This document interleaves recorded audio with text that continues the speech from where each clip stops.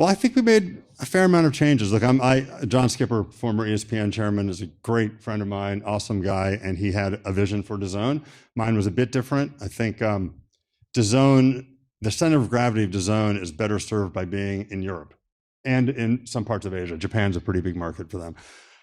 There was a global nature to the DAZN business when I first came on board, which I thought was a bit of a misdirection because as we know, there aren't that many global sports. I think it was been mentioned in the last panel, or I think you mentioned that actually. I did indeed. I think the NBA is a global sport. I think EPL football is a truly global sport. Most of the other football leagues in Europe aren't really that global, but EPL has carved out a really substantial position.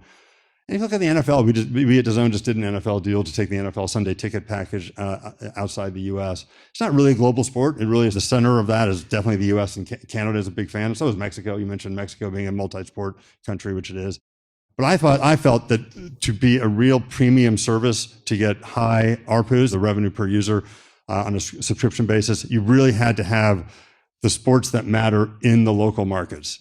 And trying to come to the US and compete against ESPN and TNT and Apple and Amazon and all those guys, that seemed like a very difficult thing to do. But going into markets where there's a traditional media competitor, like a Sky or someone else, we thought that was something that we could actually take a hold of. So we went around it. We went around the countries of Europe, and we did a pretty good job. We got all the Serie A rights in Italy, and Serie A is a religion in Italy, and we've done a really good job there, I think. We've gotten half the La Liga rights in Spain. We've gotten Bundesliga rights and Champions League rights in Germany. So those three big countries in Europe, we actually have, I think we're the premier provider of sports.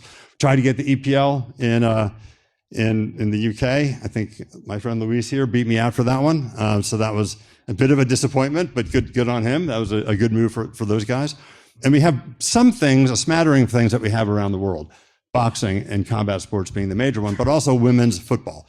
We have the Champions League for women's sports globally, and La Liga, women's soccer globally also. And I think we're becoming a bit of a home for women's sports around the world, which I think that's a good positioning for DAZN.